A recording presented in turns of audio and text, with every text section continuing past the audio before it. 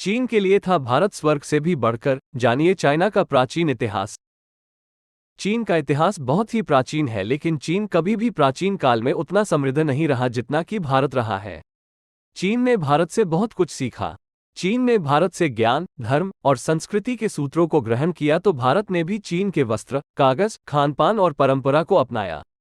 आओ जानते हैं चीन के इतिहास और संस्कृति के कुछ सूत्र। प्राचीन चीन का भूगोल। चीन के इतिहास को समझने के लिए सबसे पहले ये समझना होगा कि चीन का भौगोलिक क्षेत्र क्या था, क्योंकि वर्तमान में हम जिसे चीन कहते हैं असल में उसमें तिब्बत, ताइवान, मंगोलिया और तुर्कमेनिस्तान के कई हिस्से शामिल हैं।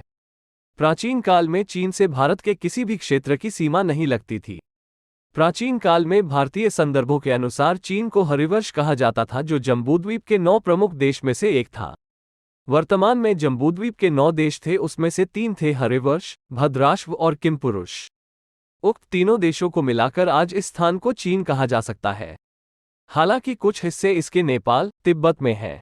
मात्र 500 से 700 ईसा पूर्व ही चीन को महाचीन एवं प्राग्ज्योतिष का एक क्षेत्र माना जाता था। कई जगह पर इसे कामरूप के नाम से भी इंगित किया गया है। महाभारत के सभापव में भारतवर्ष के प्राग्ज्योतिष पूर्व प्रांत का उल्लेख मिलता है। हालांकि कुछ विद्वानों के अनुसार प्राग्ज्योतिष आजकल के असम, पूर्वोत्तर के सभी 8 प्रांत को कहा जाता था। इन प्रांतों के क्षेत्र में चीन का भी बहुत कुछ हिस्सा शामिल था। रामायण बालकांड 30/6 में प्राग्ज्योतिष की स्थापना का उल्लेख मिलता है। विष्णु पुराण में इस प्रांत का दूसरा नाम कामरूप, किमपुरुष मिलता है। स्पष्ट है कि रामायण काल से महाभारत काल पर्यंत असम से चीन के सिचुआन प्रांत तक के क्षेत्र प्राग्ज्योतिष ही रहा होगा, जिसे कामरूप भी कहा गया। कालांतर में इसका नाम बदल गया। कालांतर में महाचीन ही चीन हो गया और प्राग्ज्योतिषपुर कामरूप होकर रह गया। ये कामरूप भी अब कई देशों में विभक्त हो गया। कामरूप से लगा चीन शब्द लुप्त हो गया और महाचीन में लगा महा शब्द हट गया। चीनी यात्री ह्वेनसांग और अलबरूनी के समय तक कभी कामरूप को चीन और प्राचीन चीन को महाचीन कहा जाता था। अर्थशास्त्र के रचयिता कौटिल्य ने भी चीन शब्द का प्रयोग कामरूप के लिए ही किया है।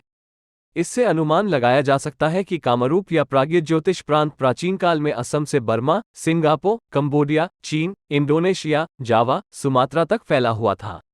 अर्थात यह एक अलग ही क्षेत्र था जिसमें वर्तमान चीन का लगभग आधा क्षेत्र आता है। चीन का भारत से पौराणिक संबंध। इस विशाल प्रांत के प्रवास पर एक बार श्री कृष्ण भी गए थे। यह उस समय की घटना है जब उनकी अनुपस्थिति में शिशुपाल ने द्वारिका को जला डाला था। महाभारत के सभापव 68/15 में वे स्वयं कहते हैं कि हमारे प्राग्ज्योतिषपुर के प्रवास के काल में हमारी बुआ के पुत्र शिशुपाल ने द्वारिका को जलाया था। पौराणिक उल्लेख के अनुसार दोनों देशों के व्यापारिक और सांस्कृतिक संबंध प्राचीन काल से ही रहे हैं। उस दौर में चीन के रेशम का उद्योग पूरे विश्व में प्रसिद्ध था। चीन के कारण ही सिल्क रूट का निर्माण हुआ था। चीन का कागज और रेशमी कपड़ा भारत में बहुत बिकता था। महाभारत के सभापव में कीट्स तथा पट्टज कपड़े का चीन के संबंध में उल्लेख मिलता है। ये भी कहा जाता है कि युधिष्ठिर के राजसूय यज्ञ में पश्चिमोत्तर प्रदेशों के अनेक निवासी शक, तुषार, कंक, रोमश आदि भेद स्वरूप रेशमी वस्त्र लाए थे। महाभारत के सभा पर्व में ही चीनियों का शकों के साथ उल्लेख मिलता है। इसी प्रकार महाभारत के भीष्म पर्व में भी विजातियों की नाम सूची में चीन के निवासियों का भी उल्लेख मिलता है। चीन और बौद्ध धर्म। चीन का भारत के बौद्ध धर्म से बहुत ही प्राचीन नाता रहा है। कहना चाहिए कि बौद्ध धर्म का सबसे ज्यादा प्रचार प्रसार चीन ने ही किया है।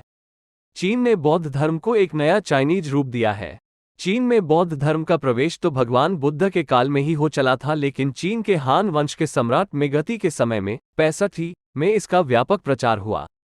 कहते हैं कि उसने अपने स्वप्न में गौतम बुद्ध के दर्शन किए और इसके बाद उसने भारत में अपने दूतों को भेजकर भारत से बौद्ध भिक्षुओं और बौद्ध ग्रंथों को लाने के लिए भेजा।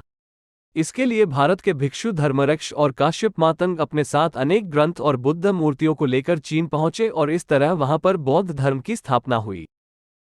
इसके बाद 4वीं शताब्दी में फायान और 6वीं शताब्दी के उत्तरार्ध में युवानच्वांग ने भारत भ्रमण करके के बाद बौद्ध धर्म को अच्छे से समझकर हजारों ग्रंथों को लेकर वे यहां से गए और व्यापक रूप से चीन में बौद्ध धर्म का प्रचार प्रसार हुआ।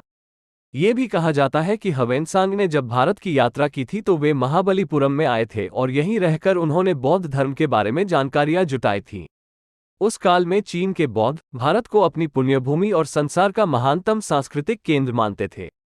उनके लिए उस काल में भारत उनके लिए मक्का और मदीना की तरह होता था।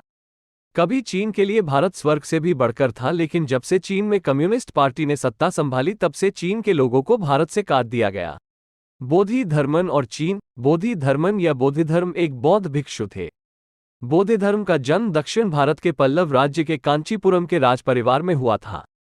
वे कांचीपुरम के राजा सुगंध के तीसरे पुत्र थे। छोटी आयु में ही उन्होंने राज्य छोड़ दिया और भिक्षुक बन गए। 22 साल की उम्र में उन्होंने संबोधि मोक्ष की पहली अवस्था को प्राप्त किया। बौद्ध धर्म के माध्यम से ही चीन, जापान और कोरिया में बौद्ध धर्म का विस्तार हुआ था। 520-526 ईस्वी में चीन जाकर उन्होंने चीन में ध्यान संप्रदाय की नींव रखी थी, जिसे च्यान या झेंग कहते हैं कि उन्होंने ही चीन को मार्शल आर्ट और कुंग फू की शिक्षा दी थी, जिसे भारत में कलारीपेयट्टू या कलाडीपेयट्टू कहा जाता है। बोधि धर्म आयुर्वेद के जानकार थे। उन्होंने ही उस समय चीन के लोगों को महामारी से बचाया था। बोधि धर्मन ने ही चाय नामक पौधे की खोज करके चीन को चाय का काढ़ा बनाकर पिलाना सिखाया था। भारतीय गुरुओं में 28वें गुरु थे बोधिधर्म। बौद्ध धर्म के ज्ञान को भगवान बुद्ध ने महाकश्यप से कहा। महाकश्यप ने आनंद से, और इस तरह ये ज्ञान चलकर आगे बोधिधर्म तक आया। बोधिधर्म उक्त ज्ञान व गुरु शिष्य परंपरा के 28वें गुरु थे। उत्तरी चीन के तत्कालीन राजा बूती एक बोधिधर्म से प्रेरित थे। बूती के निमंत्रण पर बोधिधर्म की उनसे नानकिंग में भेंट हुई। यहीं पर 9 वर्ष तक रहते हुए बोधिधर्म ने ध्यान का प्रचार प्रसार किया। बोधिधर्म के प्रथम शिष्य और उत्तराधिकारी का नाम शैन कग था, जिसे शिष्य बनने के बाद उन्होंने हुई के नाम दिया। पहले वो कन्फ्यूशियस मत का अनुयायी था और उसके लगभग 500 शिष्य थे। बोधिधर्म की कीर्ति सुनकर वो उनका शिष्य बनने के लिए आया था। चीन के राजा चीनी यात्री ह्वेन-सांग 629 ई के अनुसार इस कामरूप प्रांत में उसके काल से पूर्व कामरूप पर एक ही कुल वंश के 1000 राजाओं का लंबे काल तक शासन रहा है। यदि एक राजा को औसतन 25 वर्ष भी शासन के लिए दिया जाए तो 25,000 वर्ष तक एक ही कुल के शासकों ने कामरूप पर शासन किया। अंग्रेज इतिहासकारों ने कभी कामरूप क्षेत्र के 25,000 वर्षीय इतिहास को खोजने का कष्ट नहीं किया। माना जाता है कि मंगोल, तातार और चीनी लोग चंद्रवंशी हैं। इनमें से तातार के लोग अपने को अय का वंशज कहते हैं। यह अय पुरुरवा का पुत्र आयु था। पुरुरवा प्राचीन काल में चंद्रवंशियों का पूर्वज है, जिसके कुल में ही कुरु और कुरु से कौरव हुए। इस आयु के वंश में ही सम्राट यदु हुए थे और उनका पौत्र हय था। चीनी लोग इसी हय को हयु कहते हैं और अपना पूर्वज मानते हैं। एक दूसरी मान्यता के अनुसार चीन वालों के पास यू की उत्पत्ति इस प्रकार लिखी है कि एक तातार का समागम यू की माता के साथ हो गया। इसी से यू हुआ। ये बुद्ध और इला के समागम जैसा ही किस्सा है। इस प्रकार तातारों का अय, चीनियों का यू और पौराणिकों का आयु एक ही व्यक्ति है। इन तीनों का आदि पुरुष चंद्रमा था और ये चंद्रवंशी क्षत्रिय है। चीन के राजवंश। चीन के 2000 वर्ष लंबे पुराने सामंती इतिहास में क्रमशः पश्चिम हान राजवंश का वुन चेन स्वर्ण युग था। इस दौरान चीन ने बहुत तरक्की की। इस राजवंश के हान वूती का शासन काल के बाद थोंग राजवंश का जनक वुन और खायुन का शासन भी बेहतर रहा। इसके बाद मिन राजवंश के यंग श्वान और छिंग राजवंश के खांग यंग का युग भी स्वर्ण युग कहा गया। इसमें खायुन व खांग यंग छयान युग सबसे अधिक प्रसिद्ध हुए। इसके बाद पश्चिमी चाओ राजवंश भी बहुत प्रसिद्ध हुआ।